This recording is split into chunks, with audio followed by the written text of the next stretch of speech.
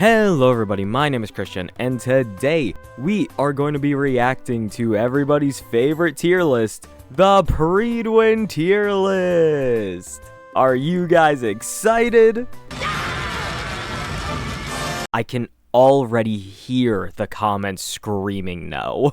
So today, we are going to be taking a look at the tier list. Once again, we're going to be talking about a bunch of the new additions, a bunch of the changes, and overall reflecting upon the state of HSR's meta right now. I recently did a video talking about how everyone is top tier now, and that was mainly focusing on the T0 DPS characters and the T0.5 characters. Today is going to be a lot more balanced. We're actually going to talk about a bunch of the other characters. We're going to include a bit more talk on some of the other modes. And yeah, I hope you're all ready. Make sure to like, comment, subscribe, become a YouTube member down below. And with that said, let's get into it. Let's pause and take a brief word from our sponsor, Gamesco. As Star Rail constantly releases characters better than the last, players won't have enough Jades to keep up. This is where the sponsor of today's video comes in, Gamesco. This is an all-in-one marketplace for all your favorite games and services. They offer top-ups at a more affordable price than in-game, and can even activate your first top-up bonus if you haven't used it already. It's also totally safe, not requiring any of your login information and having a money-back guarantee. All you have to do is click the bundle you want, put in your server and UID, and your top-up will appear in-game shortly after.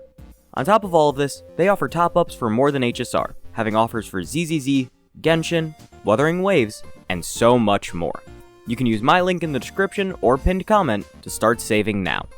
Thank you to Gamesco for sponsoring, and now, let's get back to the video. I'd like to say, at the end of that intro, I did finger guns at the screen for some reason. Nobody can see what I'm doing. On screen, we got our beautiful little tier list, we can see all of the amazing characters. The very first thing I want to talk about is actually the topic of one of the more recent videos I did, like I said, that everyone was top tier video. So in T0 right now, we have a shocking 9 characters. This, I don't think, has ever really happened over the course of Star Rail. People keep complaining about it, and people keep saying that it's like, well, you're not taking into account that all of these characters need their ideal teams. The problem is that if we are looking at how prydwen themselves does their list, they are taking into account having the complete team. That's what this tier list is reflecting. And if you are reading it as that, I personally think that this is very accurate. Now, in that video, I did say there were a few imposters. Don't play the Among Us sound effect. Mainly looking at Hysilens and Archer. I don't think that they are quite up to snuff at just the base level teams compared to all these other characters. They are still performing at a very admirable level that at worst would have them in T0.5 compared to T0.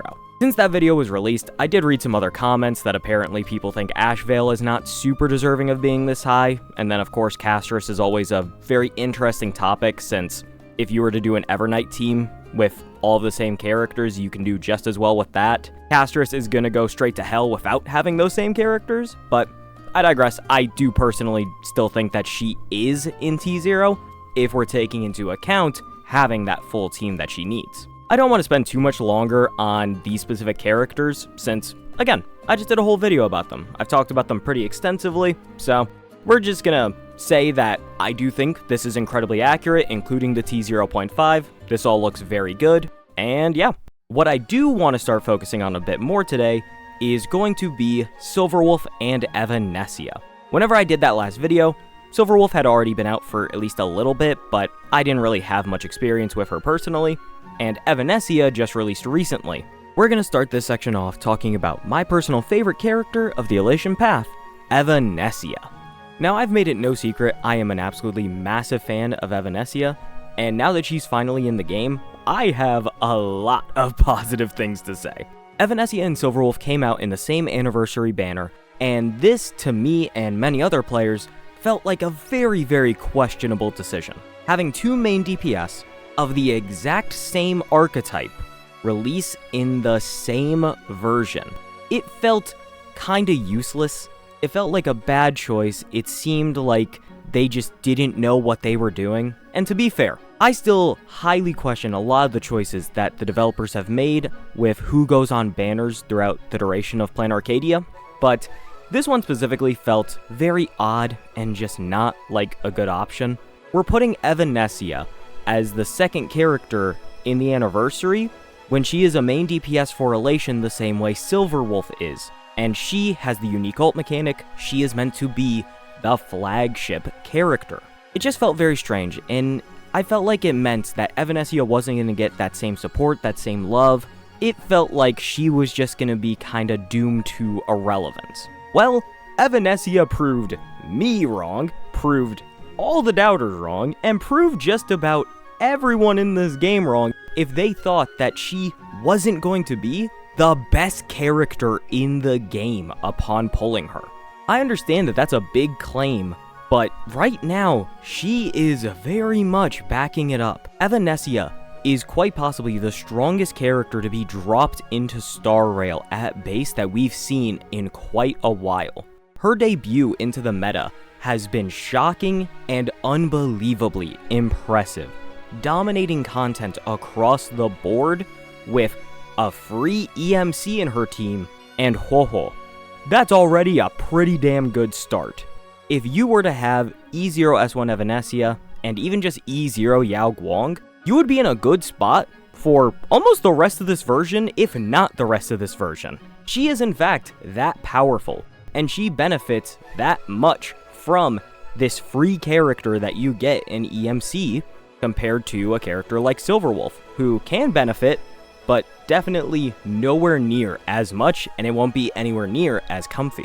While I still question the design decisions behind EMC, they are a very good character for Evanessia and a pretty good character for Silverwolf. So overall, they're still doing their job pretty admirably. And at the same time, Evanessia is really good with them, and that's what I personally care about. I really try to be unbiased when I do these videos, but I have my favorites. We all know who my favorites are, I make it no secret. I am so happy to see Evanessia thriving right now. She has a powerful kit that is flexible to all of the game modes that you can think of. She is able to do well in a sustainless playstyle because she relies so much on crit damage that you can swap out her orb for defense orb, you can swap out her boots for defense boots. You have a lot of options to make her tankier, to make her lend herself even better to sustainless playstyles that I know a lot of players really love. She is overall in one of the better spots we've seen, and it feels like the Annexa Castra situation again, but Annexa is somehow just even better now with Evanessia. That's insane to think about, because Annexa was already incredible upon his initial release, even with Castris, but now we have Evanessia, who has jumped to maybe being the best. That is incredible, and I love to see it. I have so much more that I can say about Evanessia. I just love the character that much, but regardless, this is a very good character. She is probably the cheapest entry into elation right now, and while into the future I think Silverwolf will definitely leapfrog her, right now she is still good, and with investment going forward from here, she is going to be consistently incredible, and that is awesome to be able to say. Alright, now with my Evanessia glazing done, let's now talk about Silverwolf level 999. This character is, as a shock to nobody, a contender for the best character in the game. She is simply incredible as the flagship character of this version. She is doing things that I never thought would be possible, honestly. Now, I am not super familiar with the hardcore community, like I just learned about what the Genius archives were, like a few months ago, so somebody correct me in the comments if I'm wrong, but what Silverwolf did feels uncomparable.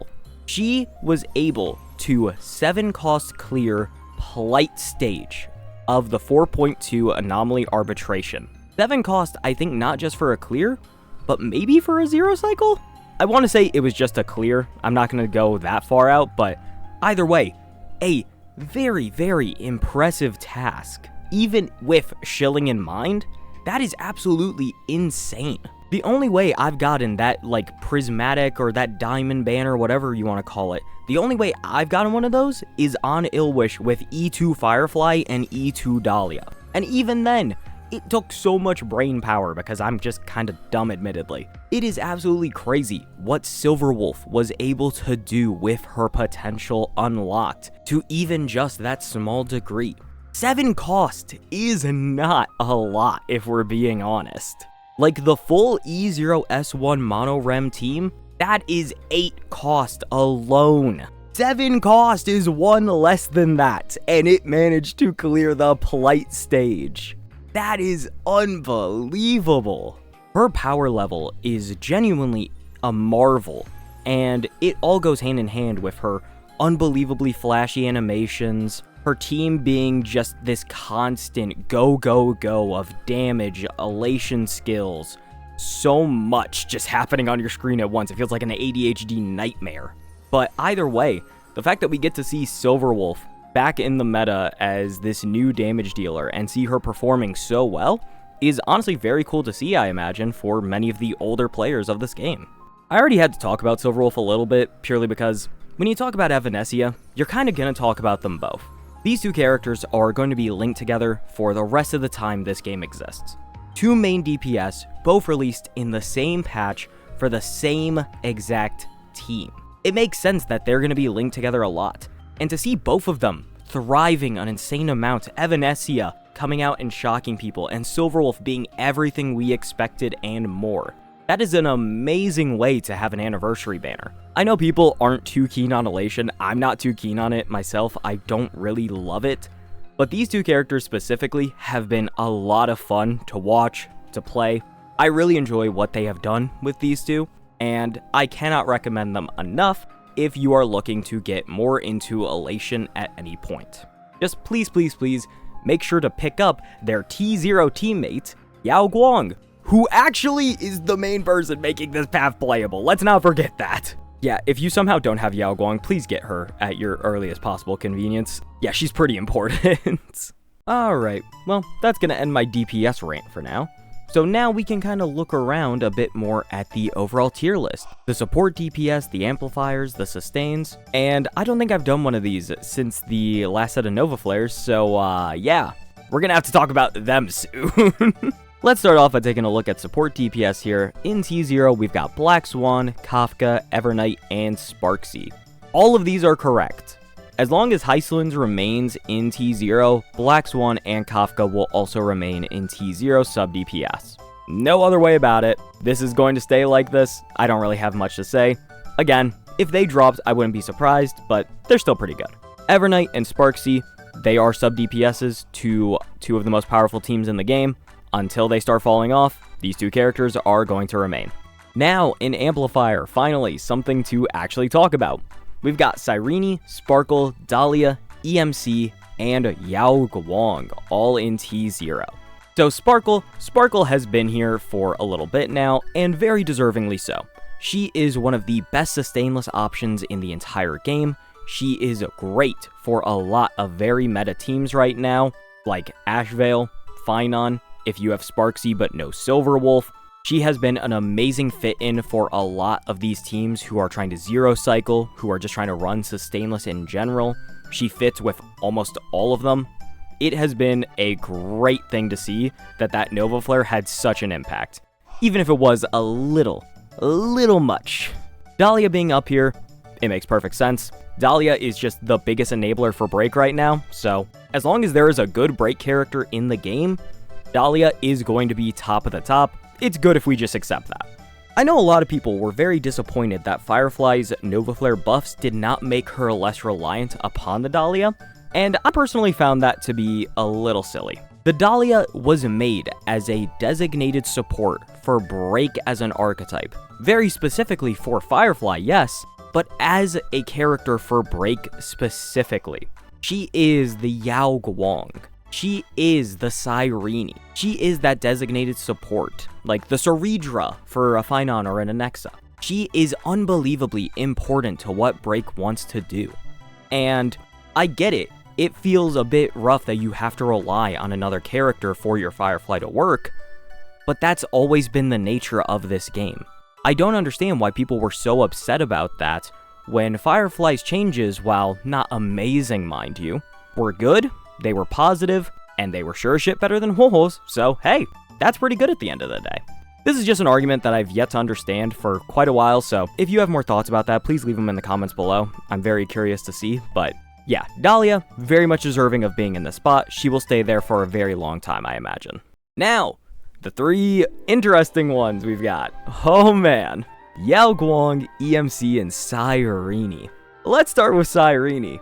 Y'all remember all that talk about how in 4.x, Cyrene's not gonna be that good. You're gonna be wasting pulls, and she is only gonna be viable with Chrysos heirs, and that's it. Would you like to guess one of the best teams in the game right now? Cyrene, Evanessia, Yao Guang, and then EMC. Or Ho-Ho still.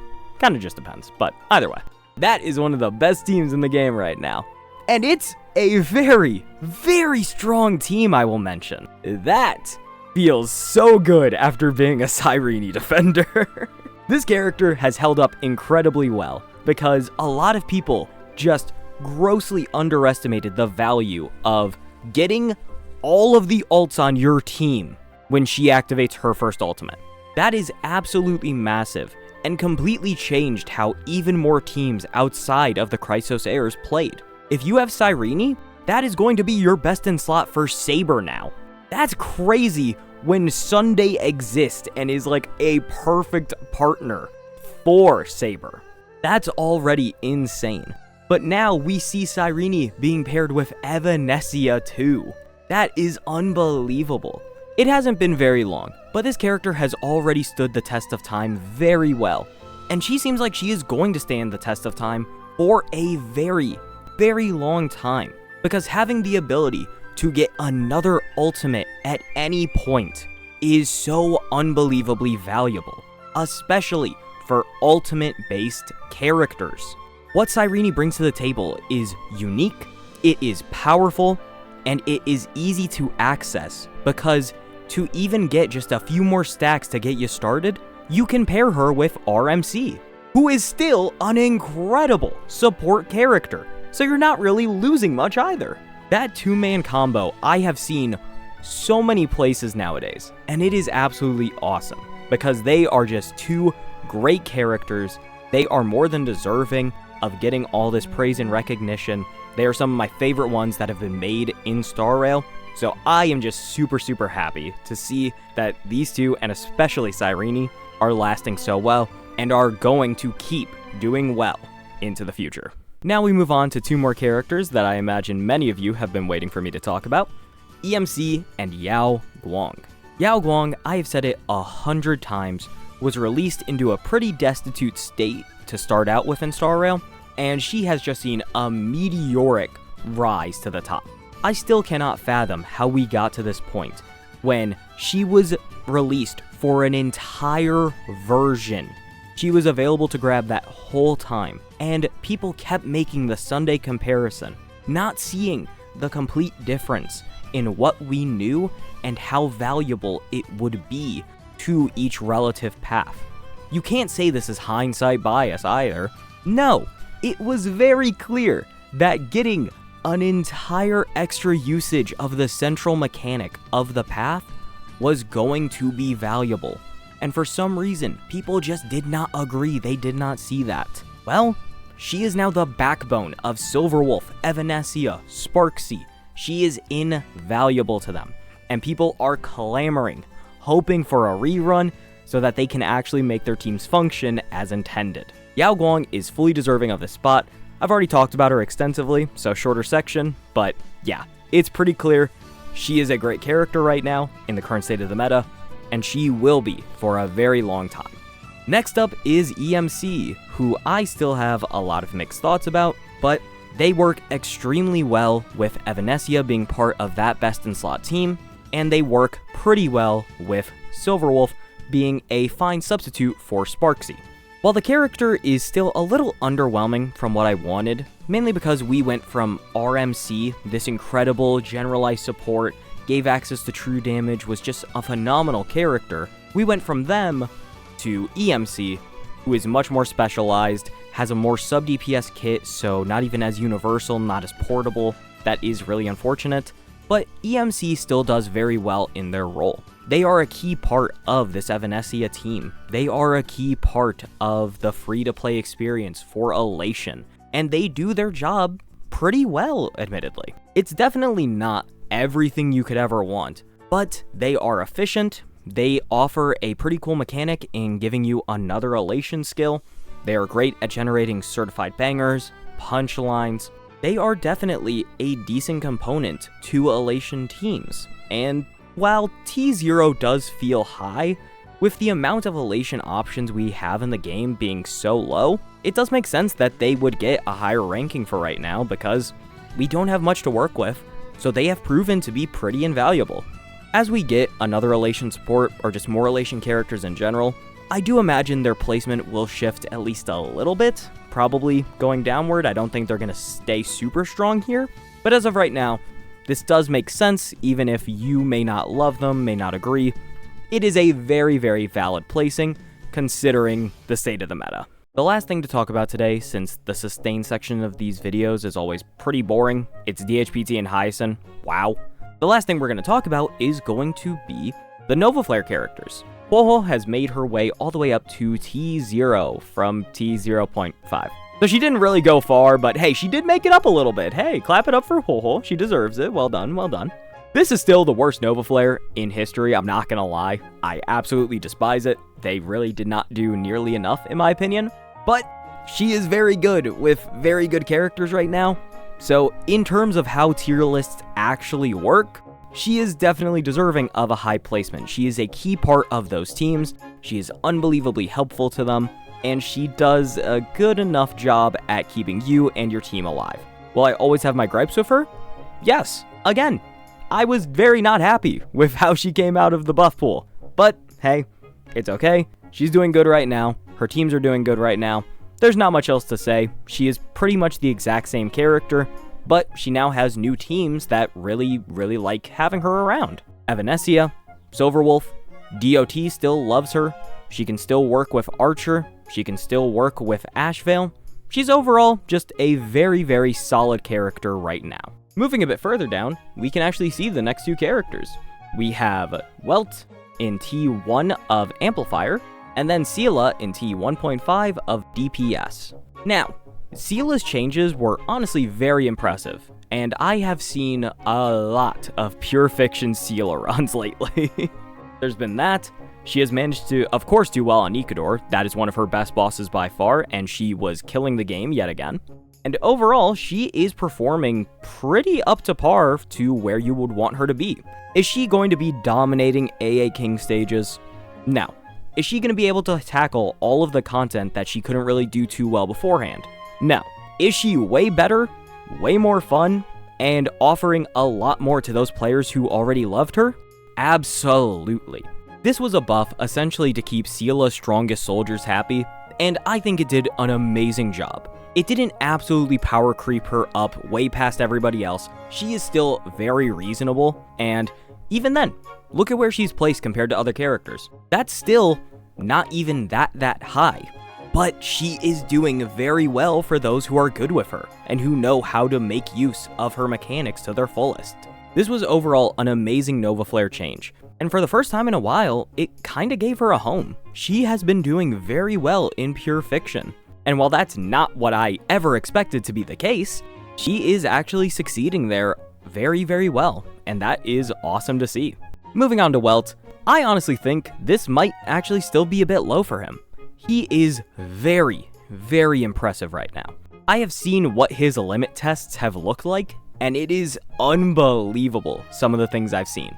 His sustaining capability, his support capability, and even his DPS capabilities have been phenomenal. He's been doing well in APOC, well in Pure Fiction, well in MOC, well in the freaking King stage. Welt has been consistently performing up to par, and yes, some of it has been E4 Welt, some of it has been E2 Welt, but either way, this character is at the end of the day free. He is off the standard banner. You can get him at any point. He is a amazing character that you should be making use of. I absolutely adore the changes they did to him so much. I've talked about them so extensively, but I will never be able to say enough good about what they've done for Welt. And it is so awesome that a standard banner character has received the best Nova Flare in HSR history. Now, as a quick kind of epilogue, I assume, let's take a look at Apocalyptic Shadow real quick. People were complaining about too many characters in T0 of MOC. Look at the amount of characters who are doing well in APOC. And I consider a good clear in APOC to be like 35, 3600. All of these characters will contribute to you getting a 35 to 3600. This is hilarious to see when people have been complaining so much about the MOC tier list. This is infinitely funnier. Alright, that's the last one I wanted to share. So, I hope you all enjoyed this video today. I had a lot of fun talking about the characters. You guys know I love making these little tier list videos, even if they aren't the most complicated, most in-depth thing out there. It is really fun to just yap and yap and yap about all of these cool characters, all of these cool kits, and just the HSR meta in general. Comment down below if you have any more thoughts about some of the things I asked about, or if you just have thoughts about the HSR meta. I'm very curious to see what the general perception is from the public. And yeah, I've got plenty more good videos coming out soon, so I will see you guys then. Bye-bye!